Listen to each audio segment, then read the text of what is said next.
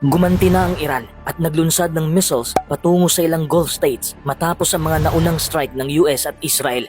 Alam mo kung gaano kalaki ang ibig sabihin nito?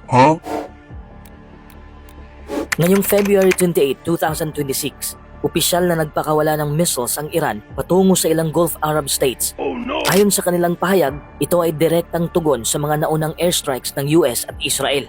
Ang tumira umano ay ang Islamic Revolutionary Guard Corps, ang pinaka-elite at ideologically driven na military force ng Iran. Ibig sabihin, ito ay direktang state-level retaliation. Tandaan, ang UAE, pati ang Qatar, Bahrain, Kuwait at Jordan, lahat may presensya ng US military. Sa Bahrain, matatagpuan ang US Fifth Fleet. Kinumpirma ni Donald Trump na nagsimula na ang major combat operations. Ibig sabihin, hindi ito isolated exchange. Ito ay bahagi ng mas malawak na escalation cycle. Strategically, may tatlong posibleng layunin ng Iran. Una, deterrence. Gusto nilang ipakita na kaya nilang tamaan ang buong rehiyon. Pangalawa, pressure sa mga Gulf states na pigilan ng US operations mula sa kanilang teritoryo.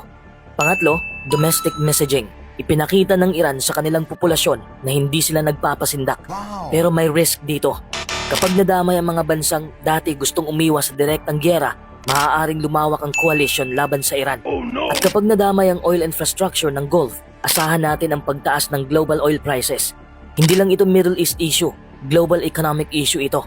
Isang bagay ang malinaw, ang conflict na ito ay hindi na confined sa Israel at Iran. Ang buong Gulf ay ngayon nasa frontline.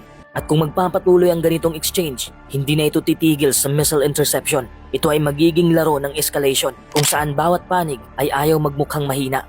Abangan natin ang susunod na galaw dahil sa geopolitics, ang pinakadelikadong sandali ay ang susunod na desisyon.